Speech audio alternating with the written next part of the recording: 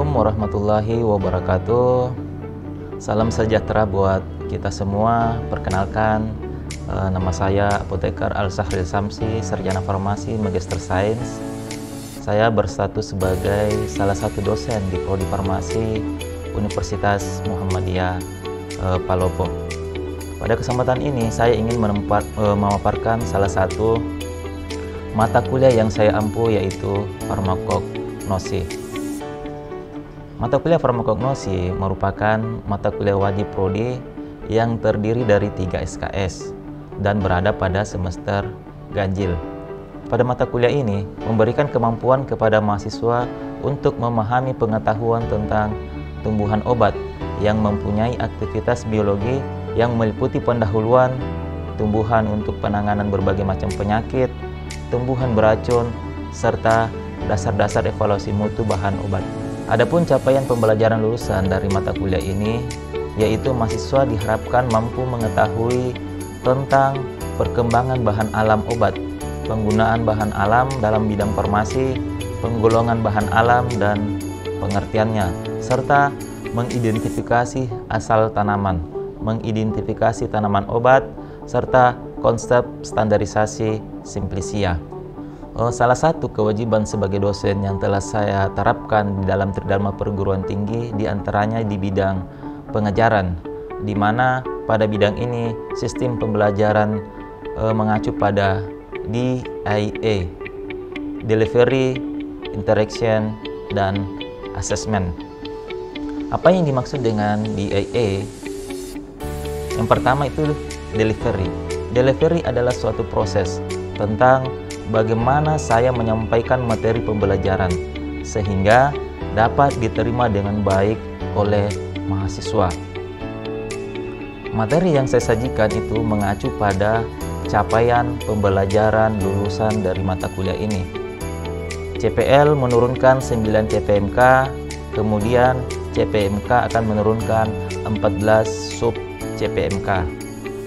Dari sub CPMK ini kemudian dibagi ke dalam 14 kali pertemuan dan tidak termasuk UTS dan UAS. CPL Prodi yang dibebankan pada mata kuliah ini yang pertama itu adalah sikap. Sikap menunjukkan bertanggung jawab atas pekerjaannya di bidang keahlian secara mandiri.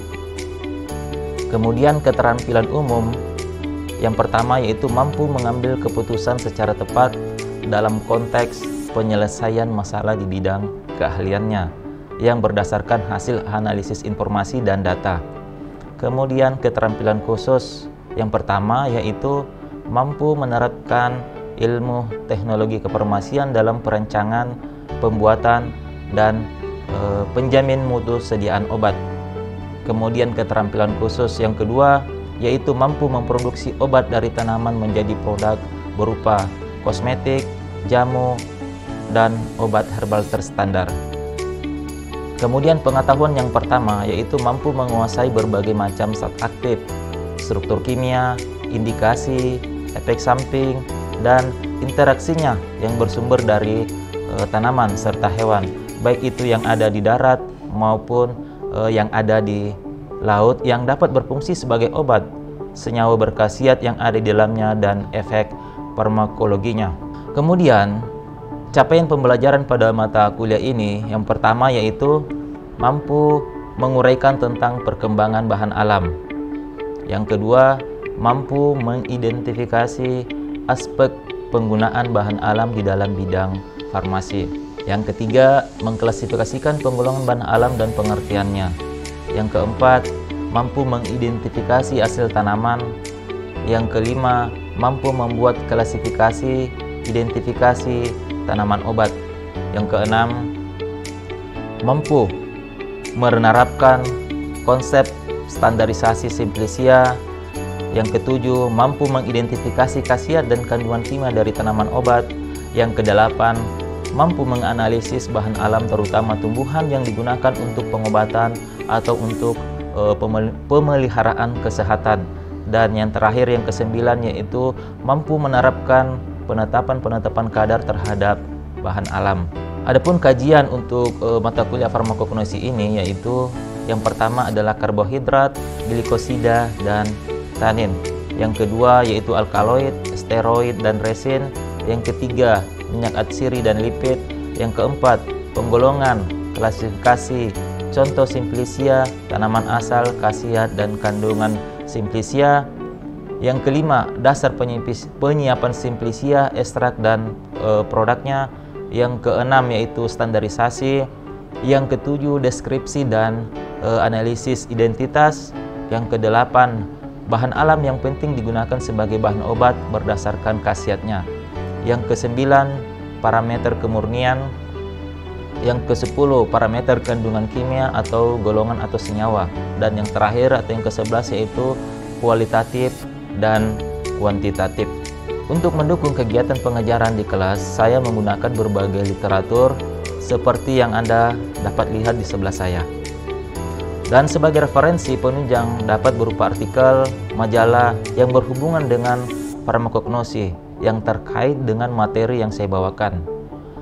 Itulah model delivery yang saya sampaikan di dalam proses pengajaran yang saya bawakan. Selanjutnya, kita akan masuk kepada aspek interaction, di mana aspek interaction ini adalah suatu proses interaksi yang terjalin antara mahasiswa dan dosen guna untuk mencapai tujuan pembelajaran. Adapun sistem interaction yang saya lakukan di kelas yaitu sistem SLC, yaitu Student Learning Center, di mana sistem SLC ini merupakan metode pembelajaran yang menempatkan mahasiswa sebagai subjek pembelajaran, sehingga peserta didik akan belajar lebih aktif, lebih kreatif, lebih mandiri dan inovatif sesuai dengan kemampuan individu dari masing-masing mahasiswa. Sistem SLC ini terdiri dari 3. Yang pertama itu adalah pembelajaran interaktif, di mana pembelajaran interaktif ini yaitu pemaparan materi di dalam kelas oleh dosen dengan menyisipkan pertanyaan kepada mahasiswa dan meminta pendapat dari mahasiswa. Yang kedua yaitu diskusi. Metode diskusi ini merupakan metode pembelajaran yang melibatkan antar kelompok mahasiswa dengan pengajar untuk menganalisis, menggali, dan memperdebatkan topik-topik tertentu. Dan yang terakhir, yang ketiga yaitu self-directed learning, yaitu metode berbentuk pemberian tugas kepada mahasiswa seperti tugas membaca atau tugas membuat ringkasan. Adapun platform yang saya gunakan yaitu LMS, di mana di LMS tersebut mahasiswa akan mengisi absen kelas, mengunduh materi kuliah, dan lain-lain. Itulah model aspek interaction yang saya terapkan di dalam pembelajaran yang saya bawakan. Selanjutnya, kita akan masuk kepada aspek assessment. Aspek assessment ini merupakan suatu proses penilaian untuk mengukur kemampuan mahasiswa secara objektif di dalam menerima materi pembelajaran. Adapun indikator penilaiannya yaitu untuk kehadiran itu bobotnya itu adalah 10%. Sedangkan tugas serta kuis itu bobotnya 20%, serta UTS itu bobotnya 30%, UAS itu atau ujian akhir semester itu bobotnya 40%. Hasil asesmen yang saya lakukan dengan harapan mahasiswa dapat mengetahui proses penilaian yang saya lakukan secara transparan dan objektif.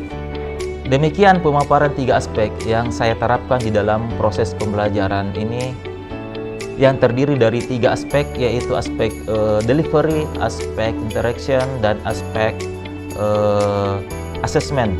Selanjutnya, saya akan menampilkan proses pembelajaran yang saya lakukan di kelas. Selamat menyaksikan.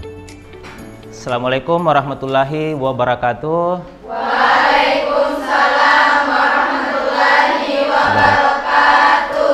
Dan selamat siang semuanya. Siang.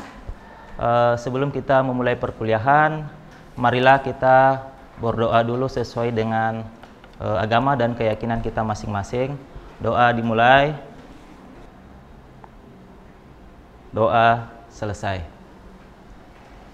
Hari ini gimana kabarnya? Sehat semuanya? Sehat. Alhamdulillah kalau sehat semuanya. Ya. Jadi sebelum kita memulai perkuliahan, apakah semuanya sudah mengisi presensi di LMS? Sudah.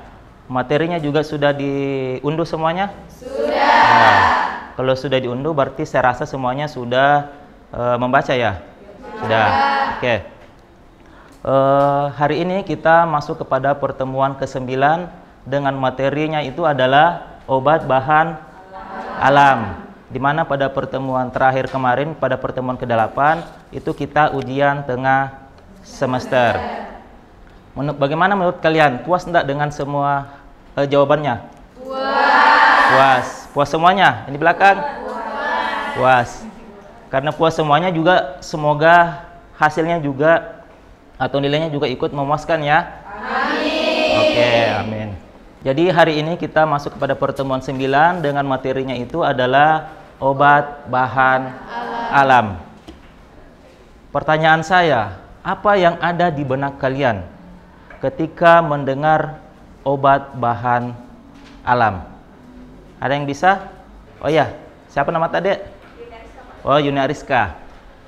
Silahkan berdiri. Apa yang ada di benak Anda ketika mendengar itu obat bahan alam? Baik, sebelumnya terima kasih atas kesempatan yang telah diberikan. Ya.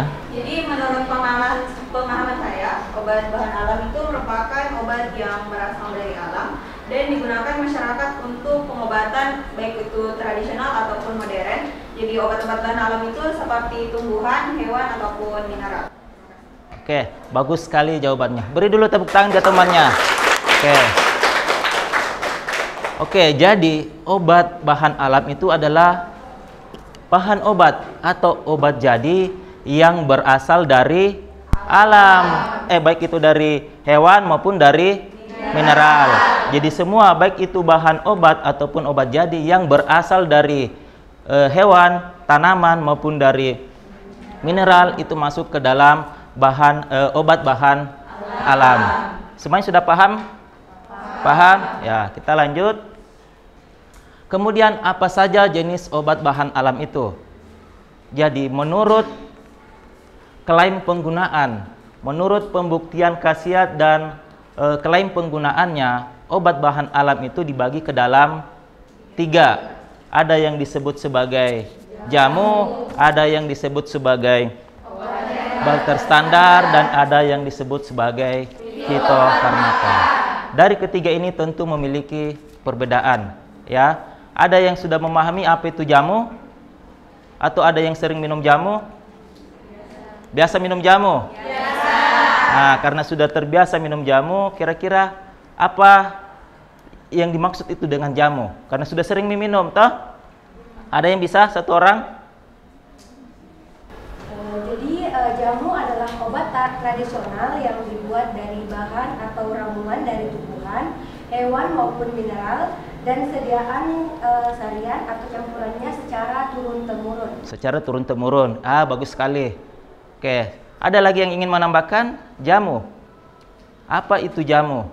Ya, silakan. Terima kasih atas kesempatannya. Saya ingin menambahkan bahwa jamu itu adalah obat tradisional yang dibuat secara tradisional. Oh, dibuat secara tradisional, terus? Dengan bahan-bahan tradisional. Dengan bahan-bahan juga secara tradisional. Dan cara pembuatannya juga? Tradisional. Oke, bagus sekali. Jadi, kesimpulannya jamu itu adalah bahan atau ramuan bahan yang berasal dari alam. Dari alamnya itu baik dari tanaman, baik itu dari hewan maupun dari mineral. Jadi semua itu masuk ke dalam obat tradisional, dan untuk klaimnya itu hanya klaim fakta empiris. Jadi klaimnya itu secara empiris. Jadi dia digunakan secara turun-temurun dan klaim penggunaannya itu secara empiris. Empiris itu apa? Yang dipercayai secara turun-temurun atau yang dirasakan. Jadi empiris itu artinya yang kita rasakan ketika kita minum jamu, apa yang kita rasakan itu ya klaimnya, atau yang dirasakan oleh orang lain, atau yang dirasakan oleh orang-orang tua dahulu kita, atau nenek-nenek moyang kita dahulu. Itu namanya fakta empiris. Itu untuk jamu. Kemudian obat herbal terstandar. Apa itu obat herbal terstandar? Apa? Ada yang bisa? Oke, silakan berdiri. Terima kasih atas kesempatan yang diberikan kepada saya. Oke. Jadi obat herbal terstandar itu merupakan obat yang bahan-bahannya sudah mengalami distandarisasi dan sudah melewati uji praklinik kepada hewan coba. Oke, bagus sekali. Ayo dek, siapa lagi yang bisa? Obat herbal terstandar. Ya, silakan. Terima kasih atas kesempatan yang telah diberikan. OHT adalah sediaan obat bahan alam yang sudah terbukti keamanan, khasiatnya, dan manfaatnya secara ilmiah dan praklinik. Oke, dia praklinik. Kuncinya di praklinik. Jadi obat herbal terstandar itu adalah obat atau bahan obat. Ya ingat, bisa obat atau bahan obat yang apa? Yang buktinya atau khasiatnya atau keamanannya sudah dibuktikan. Jadi khasiat dan keamanannya itu sudah dibuktikan. Buktinya lewat apa? Lewat uji praklinik.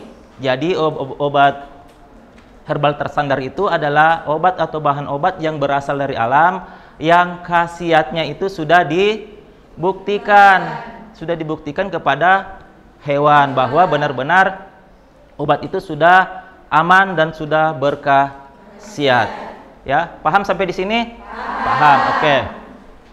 Sekarang yang terakhir yaitu adalah fitofarmaka. Tentu fitofarmaka juga memiliki kelebihan dari obat herbal standar dan jamu. Di sini ada yang tahu apa itu fitofarmaka? Ya, silakan berdiri. Terima kasih atas kesempatan yang telah diberikan. Ya. Jadi fitofarmaka itu merupakan bentuk obat tradisional dari bahan alam yang dapat disejajarkan dengan obat modern. Proses pembuatannya yang telah distandar ditunjang dengan bukti ilmiah sampai dengan uji klinis pada manusia. Oke, bagus sekali jawabannya. Jadi, fitofarmaka itu merupakan obat atau bahan obat juga yang berasal juga dari alam yang keamanannya dan khasiatnya itu sudah bisa dibuktikan. Buktikannya melalui uji praklinik dan uji klinik. Uji prakliniknya itu kepada hewan dan uji kliniknya kepada manusia. Paham sampai di sini? Oke, kita lanjut ya. Oke, ini adalah data komoditi obat bahan alam. Ya. Jadi di Indonesia produk jamu, tapi bukan jamu yang jamu gendong. Jangan dihitung itu ya, jamu gendong biasa lihat depan rumah. Biasa, itu tidak termasuk. Yang dimasuk di sini itu adalah jamu yang berkemasan, yang sudah ada izin edarnya atau yang sudah benar-benar resmi, ya. Jadi bukan yang jamu yang ada di pengobatan tradisional yang baru ditumbuh-tumbuh atau baru diracik, itu bukan. Atau yang dibawa oleh apa itu?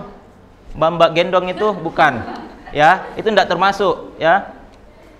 Yang dimasuk di sini jamu itu yang sudah mendapatkan izin edar dari Badan Pengawasan Obat dan Makanan. Di Indonesia, jamu itu baru ada sekitar 11.000 produk. Sudah banyak, tapi masih dalam bentuk jamu. Tapi kalau obat herbal terstandar, sampai dengan tahun 2023 ini, itu baru 86 produk. Ya. Kalau fitofarmaka, itu sudah 24 produk. Jadi sudah banyak. Sudah banyak apa belum? Sudah banyak, tapi kalau dibandingkan dengan tanaman atau hewan yang sudah teridentifikasi sebagai obat, itu sangat sedikit. Kenapa? Karena tanaman dan obat yang sudah teridentifikasi sampai sekarang yang berindikasi sebagai obat itu sekitar 9.600 spesies. Bayangkan. Dan yang baru menjadi obat herbal itu hanya 86 produk. Fitofarmaka baru 24 produk. Baru berapa persen dari 9.600 spesies. Jadi sangat besar peluangnya buat adik-adik mahasiswa di sini kalau mau mengembangkan obat bahan alam. Karena produknya baru sangat sedikit. baru sangat sedikit. Kalau mau kita bandingkan dengan Cina, Cina itu hampir 90% pengobatannya itu sudah menggunakan obat tradisional. Australia itu sampai 50%. Cuman kita saja di sini yang masih belum terlalu menggunakan obat tradisional. Kenapa? Karena memang produknya baru sedikit. Kemudian obat herbal terstandar. Obat herbal standar ini dia itu berasal dari mana? Dari jamu dulu, baru dia dibuat menjadi obat herbal terstandar. Kemudian keamanan dan khasiatnya itu sudah dibuktikan secara ilmiah. Ke mana? Kepada hewan. Sudah diuji toksisitasnya, sudah diuji khasiatnya. Oh, ternyata betul-betul sudah berefek, betul-betul sudah aman. Baru itu dia bisa diajukan pengajuan izin edar kepada Badan Pengawasan Obat dan Makanan. Nanti dikasih izin edar kalau dia sudah memenuhi persyaratan, baik itu persyaratan administrasi maupun persyaratan teknis, ya. Nanti dikasih izin edar. Karena kalau tidak ada izin edarnya, berarti kita belum bisa menjamin obat ini apakah betul-betul berkhasiat atau betul-betul aman. Karena izin edar itu membuktikan bahwa suatu produk atau suatu obat itu benar-benar sudah berkhasiat atau benar-benar sudah aman. Ya, paham sampai di sini? Paham. Oke. Kemudian obat herbal terstandar itu juga bahan bakunya itu sudah terstandarisasi, ya. Bahan bakunya sudah terstandar, tidak sembarang ambil bahan baku. Kemudian produknya setelah jadi itu distandarisasi lagi, baik itu standar secara fisika, biologi maupun mikrobiologi. Jadi semua ada standarnya. Kemudian untuk membuat obat herbal terstandar ini harus memiliki CPOTB. Apa itu CPOTB? Cara pembuatan obat tradisional yang baik. Dan yang terakhir yaitu mutu produk. Mutu produk untuk obat herbal terstandar ini sudah terjamin. Tidak ada lagi keraguan di dalamnya, ya, karena sudah diuji praklinis. Kemudian untuk fitofarmaka. Fitofarmaka ini keamanan dan khasiatnya juga sudah terjamin karena sudah melalui uji praklinik sama uji klinis, ya.